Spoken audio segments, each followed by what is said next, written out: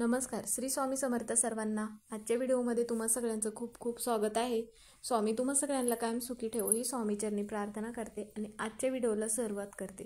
तर आता आज आहे शनिवार, तर आज आहे उत्पत्ती एकादशी, जिला आपण कार्तिकी एकादशी असेही म्हणत असतो. तर कार्तिकी एकादशीचा हा उत्सव जो आहे तर आळंदी या ठिकाणी खूप मोठ्या उत्साहाने साजरा केला जातो. कारण की आळंदीची यात्रा असते या एकादशीच्या दिवशी, त्यामुळे आळंदीमध्ये खूप गर्दी झाली असते. तर मग आपण जर एकादशीचा उपवास नाही केला किंवा केला तरी पण काही उपाय सेवा अशा असतात की त्या आपण एकादशीच्या दिवशीच करायच्या असतात.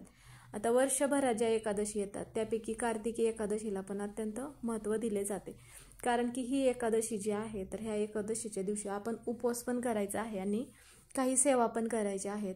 आता प्रत्येकाच्या घरामध्ये काही ना काही इडापिडा असते किंवा नजरबाधा असते लहान मुलांना, किंवा आपल्या घराला नजरबाधा असते. आता कधी कधी आपण म्हणत असतो की आमच्या घरी तर कोणीच येत नाही, पण आमच्या घराला नजरबाधा कशी होत असते. कधी कधी आपल्या घरातील व्यक्तींचीच नजर लागत असते, आपल्या मुलांना म्हणा किंवा घरातील इतर व्यक्तींना. तर मग त्यावेळेस आपल्याला काय करायचं आहे, एकादशीच्या दिवशी आपण काही उपाय सेवा केल्या तर त्याचं फळ आपल्याला नक्की मिळत असतं. एवढं एकादशीचं महत्त्व मग दिलं जातं. त्यामुळे आपल्याला काय करायचं आहे, संध्याकाळी कापुरासोबत एक वस्तू जाळायची आहे, ज्यामुळे आपल्या घरातील मुलांची प्रगती होईल. आपल्या घरातील काही इडापिडा असेल तर ती नष्ट होते. लहान मुलाबाळांना आपल्या घराला नजरबाधा असेल तर ती नजरबाधा पण दूर होते.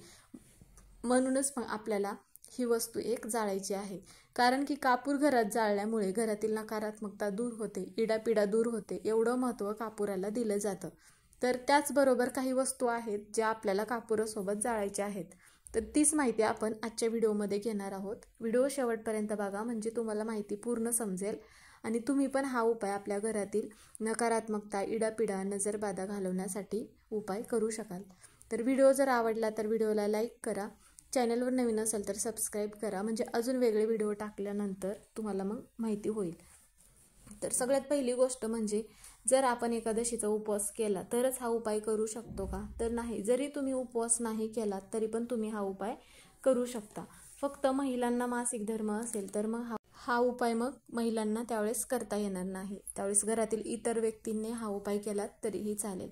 तर आपल्याला एकादशीच्या दिवशी सकाळी लवकर उठायचं आहे. सकाळी लवकर उठल्यानंतर आता एकादशीच्या दिवशी म्हणा किंवा विशेष तिथीच्या दिवशी तीर्थ ठिकाणी स्नान करण्याला जास्त महत्त्व दिलं जातं. पण प्रत्येकाला तीर्थ ठिकाणी जाणं शक्य होत नाही, म्हणून तुम्ही घरीच मग अंघोळीच्या पाण्यामध्ये 2 थेंब गंगाजल टाकून मग स्नान करू शकता. तर घरातील लहान मुलं असतील किंवा मोठे व्यक्ती असतील, प्रत्येकासाठी तुम्ही गंगाजल टाकून मग स्नान करायला ते पाणी देऊ शकता. त्याचप्रमाणे मग आपल्याला काय करायचं आहे, तर सकाळी ज्यावेळेस स्नान करून झाल्यानंतर सूर्यदेवाला अर्घ्य द्यायचं आहे. आता हे अर्घ्य देणे हे घरातील कर्त्या व्यक्तीने अर्घ्य द्यायचं आहे सूर्यदेवाला. आणि त्यानंतर मग काय करायचं आहे, देवपूजा करून घ्यायचं आहे. देवपूजा करत असताना तर प्रत्येकाच्या देवघरामध्ये भगवान विष्णूंची मूर्ती म्हणा किंवा फोटो म्हणा असतोच असे नाही. ज्यांच्याकडे नसेल त्यांनी काय करायचं आहे, स्वामींची मूर्ती म्हणा किंवा बाळकृष्णाची मूर्ती असेल किंवा मग विठ्ठल रुक्मिणीची मूर्ती असेल तर मग तुम्ही ती मूर्ती तामणामध्ये घ्यायचं आहे. मूर्तीला अभिषेक घालायचा आहे आणि अभिषेक घातलेलं जे पाणी आहे तर तीर्थ म्हणून ते पाणी घरातील सगळ्या व्यक्तींना प्यायला द्यायचं आहे आणि घरामध्ये सगळीकडे शिंपडायचं आहे. यामुळे काय होतं की घरातील नकारात्मकता निघून जाते आणि घरातील वातावरण हे सकारात्मक राहतं. तर त्याचप्रमाणे आता तुळस जी आहे तर तुळस ही आपल्या भगवान विष्णूंना अत्यंत प्रिय आहे, हे तर सगळ्यांना माहितीच आहे. म्हणून मग एकादशीच्या दिवशी भगवान विष्णूंना तुळशीचे पानं अर्पण करण्याला अत्यंत महत्त्व दिले जाते आणि त्याचबरोबर तुळशीच्या झाडाची पण पूजा करण्याला महत्त्व दिले जाते. त्यामुळे मग आपल्याला सकाळीच एक तुळशी मातेजवळ छोटीशी रांगोळी काढायची आहे आणि एक तुळशी मातेजवळ तुपाचा दिवा आपल्याला लावायचा आहे. आता हा दिवा जर तुम्हाला सकाळी नाही लावायला शक्य झालं तर तुम्ही संध्याकाळी पण हा दिवा लावू शकता. असे केल्यामुळे काय होतं की आपल्या घरातील मग नकारात्मकता दूर होते आणि घरामध्ये सुख समृद्धी नांदते आणि घरामधील वातावरण हे सुखकारक राहते. तर आपल्याला हा संध्याकाळी जो कापुराचा उपाय करायचा आहे तर तो किती वाजता करायचा आहे, तर संध्याकाळी मग तुम्ही 6 ते 7:30 या वेळेमध्येच करू शकता. पण तुम्हाला 6 ते 7:30 या वेळेमध्ये जर नाही शक्य झालं तर तुम्ही संध्याकाळी 12पर्यंत पण करू शकता. पण 6 ते 7:30 ही जी वेळ, तर या वेळेमध्ये मग लक्ष्मी येण्याची वेळ असते. म्हणून मग या वेळेत आपण जर काही सेवा उपाय केले तर त्याचं फळ आपल्याला नक्की मिळत असतं. आणि मग बऱ्याच वेळा काय होतं की प्रत्येकाच्या घरामध्ये म्हणा किंवा इतर घरामध्ये काही आर्थिक अडचणी असतील तर त्यावेळेस पण तुम्ही हा जो उपाय आहे तर हा उपाय करू शकता. घरामध्ये वादविवाद होत असतील किंवा इतर कोणत्या अडचणी असतील तर ह्या अडचणी दूर होण्यासाठी पण हा उपाय तुम्ही करू शकता.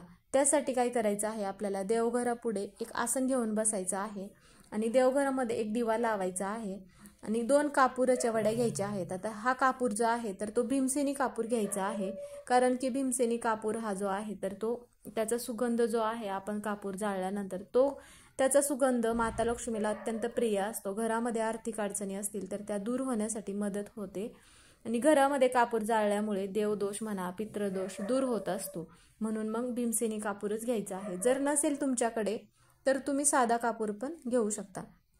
त्यानंतर 2 लवंगा घ्यायच्या आहेत आणि भीमसेनी कापूर आणि ह्या ज्या 2 लवंगा आहेत तर ह्या 2 वस्तू आपल्याला काय करायचं आहे, जिथे आपल्या बाळकृष्णाची मूर्ती असेल किंवा स्वामी समर्थांची मूर्ती असेल त्यांच्या पुढं आपल्याला ह्या 2 वस्तू ठेवायच्या आहेत. आणि मग आपल्याला 21 वेळा म्हणा किंवा तुम्ही 108 वेळा ओम नमो भगवते वासुदेवाय नमः असा मंत्र म्हणायचा आहे.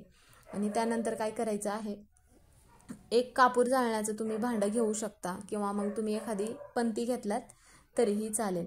नंतर मग त्यामध्ये आपल्याला काय करायचं आहे, थोडेसे तांदूळ टाकायचे आहेत आणि त्यामध्ये ह्या ज्या वस्तू आहेत आपल्याला तर ह्या वस्तू जाळायच्या आहेत. सगळ्यात अगोदर आपल्याला देवघरापुढे या वस्तू जाळायचा आहे आणि याचा धूर आपल्याला सगळ्या घरामध्ये फिरवायचा आहे. हा जो धूर आहे तर फिरवत असताना ओम नमो भगवते वासुदेवाय नमः असा मंत्र म्हणत मग हा जो धूर आहे सगळ्या घरामध्ये फिरवायचा आहे. आणि त्यानंतर ही जी पंती म्हणा किंवा कापूर जाळण्याचं भांडं घेतलं असेल तर हे आपल्याला देवघरापुढे आणून ठेवायचं आहे. तर असा जो हा उपाय आहे तर हा उपाय आपल्याला ही एकादशीच नाही तर प्रत्येक येणारी जी एकादशी असते तर त्या प्रत्येक एकादशीला तुम्ही हा उपाय करू शकता.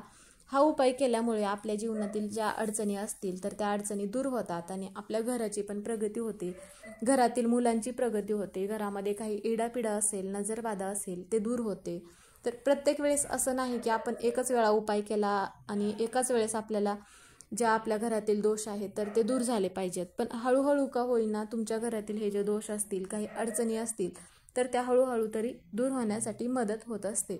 म्हणून मग असा हा उपाय आपल्याला प्रत्येक एकादशीला करायचा आहे.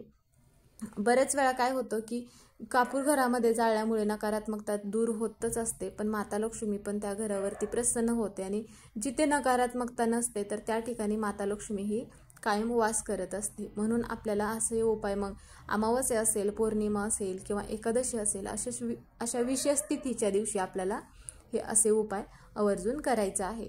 तर मग हा उपाय कसा करायचा आहे तर हा व्हिडिओ तुम्हाला समजलाच असेल, त्यामुळे तुम्ही पण हा उपाय करा. तुमच्या घरामध्ये ज्या समस्या असतील ज्या अडचणी असतील त्या दूर होण्यासाठी मदत होईल.